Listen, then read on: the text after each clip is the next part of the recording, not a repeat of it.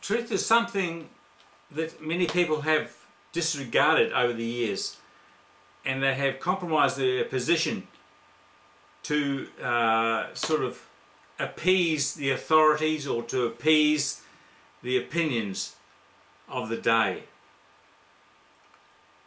I like to say I stand for what is good, what is lovely, what is beautiful, what is righteous, what is true, what is just, what is beautiful, what is joyous, what is peace, what is loving.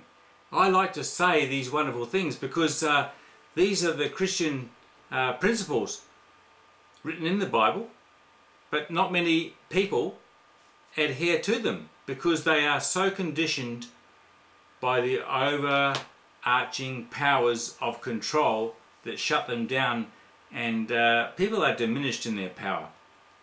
People are diminished in their power because they have, how would you say, submitted to unrighteous authority, unrighteous government.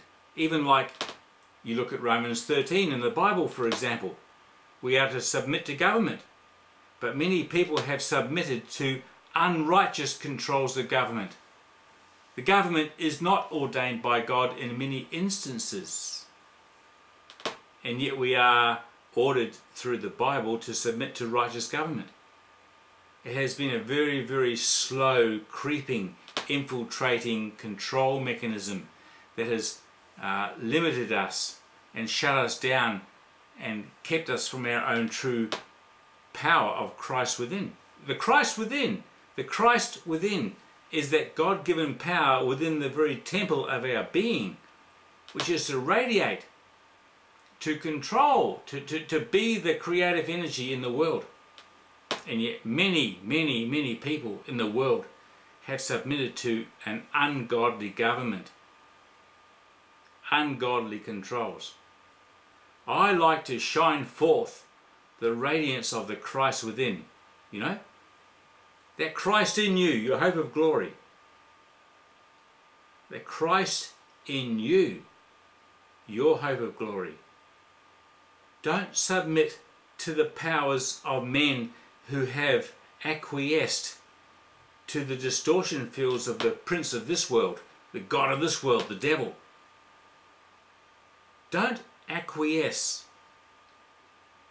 to those powers that dominate this world through popularity, but remain steadfast and sure and secure in the knowledge of the Christ in you, that one which is, as the Father said, I have created you in the image and likeness of myself.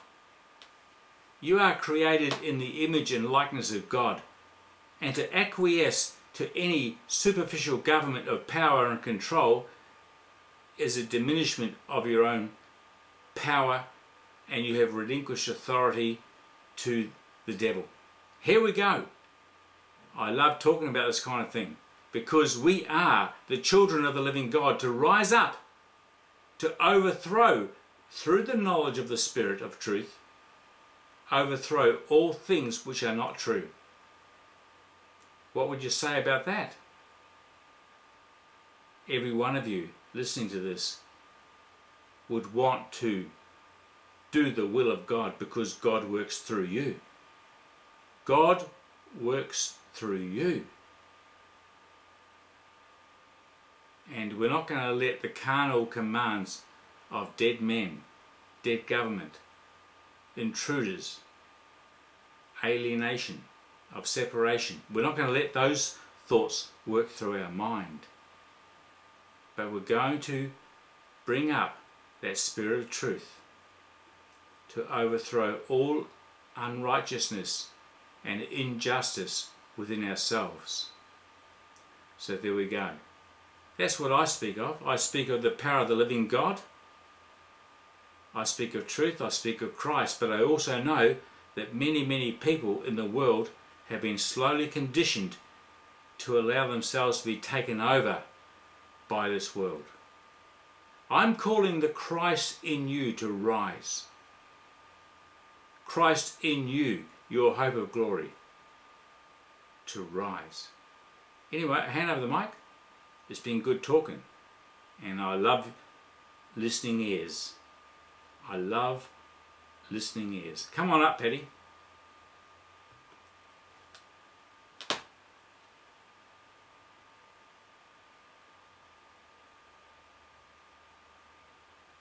Come on up.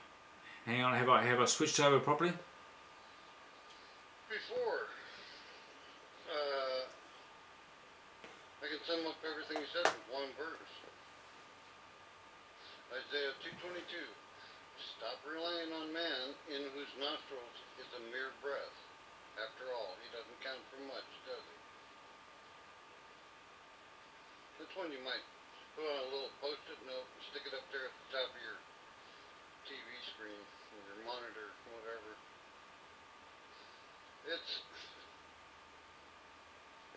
You're kind of preaching to the choir here. I think I might be the only one listening. I haven't seen anybody else comment except Party, and Party's talking about video games and such. Null is out there somewhere. You might have put him to sleep. I don't know. But everyone knows that there are Laodicean assemblies worldwide. Those that don't are in those. Well, I'm sure you can. I've been doing this for a long time. So I'll go ahead and leave, because everything you're saying, I've been preaching for the last 20 years. I've been trying to warn people for a long time what was coming. Here it is. And you keep doing it too, because people must be warned. Ezekiel 33:6. If you are a watcher, you need to keep warning people. Otherwise, their blood is upon your hands. Better to put it back on their heads. Take care. I'm going to go run around and see what else is going on.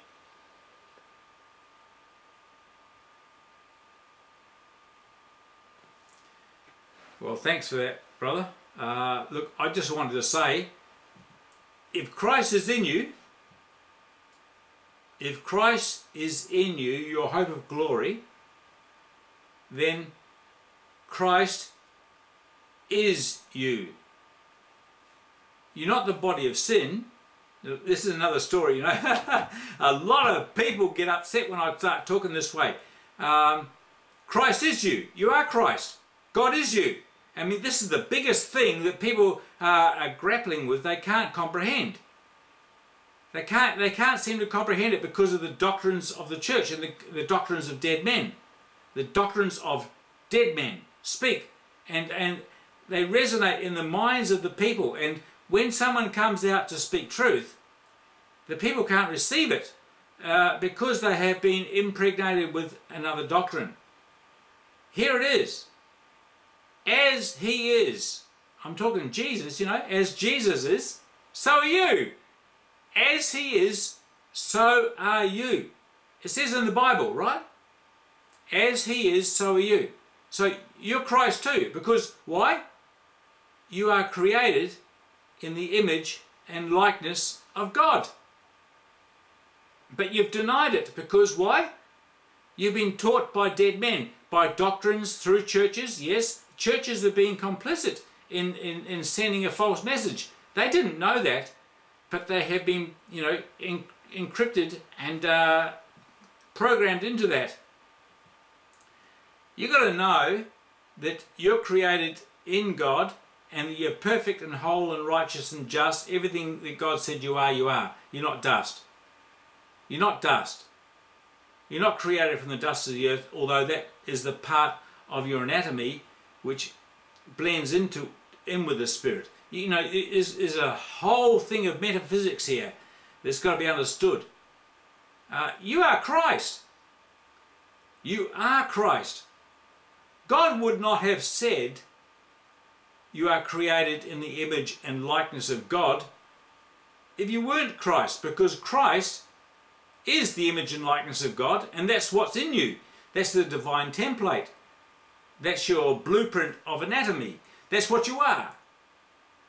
And so, to bring into yourself now the remembrance of your divine blueprint, that Christ that you are, that Christic reality, that crystalline structure of computation of metaphysical realization. I mean, I can get into a lot of terms here that you may not even understand, but I'll keep it simple for the Bible's sake. But you know, Jesus said, as I am, so are you. I'm not of this world. I call you out of this world. Come, follow me. You're not of this world. Come, follow me. I go to prepare a place that where I am, there shall you be also. Come out of here. Come out of here. You're not of this world of depravity. You're not of this world of sin. You're not of this world of the shut down, death and disease and disaster and decay. You're not from here. I go to prepare a place that where I am, you shall be also. Come, follow me. You know? And he called the disciples out of the world. He said, I'm the light of the world. And he said to his disciples, you are the light of the world. You see, everyone is the light of the world because the Christ that God said you are is within you. Dead men will try to constrain you and keep you in a world of separation, but I'm trying to bring you back to a world of fully inclusive reality. I'm trying to bring you back to full inclusion. Come, follow me. You are far greater than this world of separation. Come, follow me. Come, follow me. And so Jesus said that many, many times in the Bible. Many, many verses in the Bible speak that way and point that way. And many verses also try to hold you here in gravity and depravity and separation. And it depends on what you want to follow.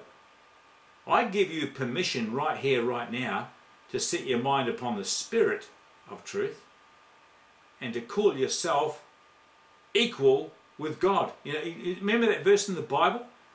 It says, Jesus considered it not robbery to call himself equal with God. Right?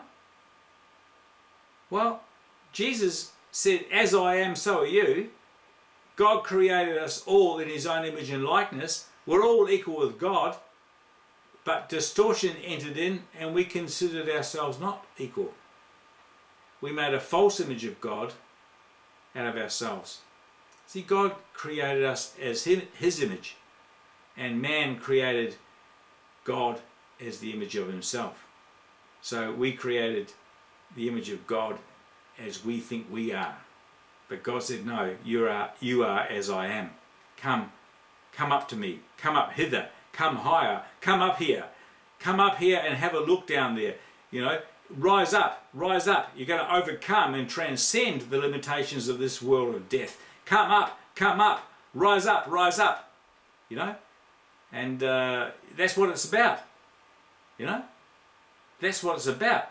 You're not going to be stuck down here in the doctrines of death that men speak to you and you obey, thinking that you're obeying God. No! You're not obeying God when you obey men. You have an unction. You know, you look in the book of 1 John, it says you have an unction. You have an inner revelation. You have a voice. You have a flow. You have a river within you that will flow through you and inspire you and give you inspiration. When you set your mind on the Spirit and you are renewed in the spirit of your mind, you'll no longer listen to the carnal mind of dead men. You know, you've got to rise up. You've got to rise up into the liberty and the levity and the laughter of the Lord of love. You've got to rise up into the law of life. You know, you've got to rise up. Transcend the limitations of this body of death. You know, who shall free me from this body of death, said Paul. Well, Jesus Christ. He shall free you from the body of death when you realize that you are not the genetic manipulation of the intruder race lines, but you are the true creation of the Father, Mother, God, Creator One. You got to wake into your righteousness and rise up into life. You are the Christ of God. You are the Christ of God. You are the Christ of God. And I love to keep repeating that because many people have forgotten that. How many times will I have to say that to you? Maybe tonight when you have a dream, maybe the next night, and maybe a few nights more. Maybe you'll realise that you are created in the image and likeness of God.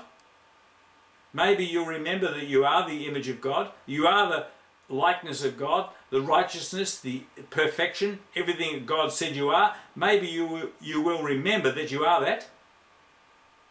And that's going to be good for you because you can cast down, because you have power above that, you can cast down all the vain imaginations and all those high things that are exalted above the knowledge of God. You can cast them down, yeah? And here I am, I'm speaking it to you. I'm speaking it to you because you need to know it. You need to know that you are created in the image and likeness of God, and God has not changed its mind, his mind, her mind about you. You are still perfect. You have a mind which is separated because you've been infiltrated by invader race lines and intrusions, and the devil, the power of the god of this world, has been infiltrating your mind. But now you can set your mind on the Spirit and renew your mind. You are the Christ of God. You are the living one. You are perfect. You are beautiful. And you can shine as a sun and radiate the glory of God into the earth. I'm calling you to that mission. That as you feel the power of the living God working in you, you will radiate the glory into your community. Wherever you walk in the streets, wherever you drive your car, wherever you teach or learn, or wherever you're going to work, you will radiate the glory of the knowing that you are the Christ. You are the Christ of God, and you will radiate that glory, and others will see in your face, in your body, in your movements. They will see the radiance of the glory of the all-knowing one, and they will recognize within themselves that wonderful beauty, that creation. They will see themselves as that one because you are witnessing it within yourself. I'm asking you to practice walking as the living one, the Christ of God. I'm asking you to practice that because you are that. And you have denied it for long enough. Anyway, I hand over the microphone here. I hand over the microphone. You are the Christ of God, and you have denied it to yourself and others for long enough. And you are to begin practicing that you are the wonderful Christ of God, created in the image and likeness of God, radiating the glory, extending the living light and story of the living one. You are the Christ, and you're the one who's going to do it and shine the love of God, the joy, the peace and the power and the beauty and goodness of the radiance of the presence of the justness and mercy and grace of all being into time and space. You are the one. You are the one. You are the one. And I hand over the microphone right now. I hand over right now. And I want to thank you. I want to thank you right now for listening. Thank you.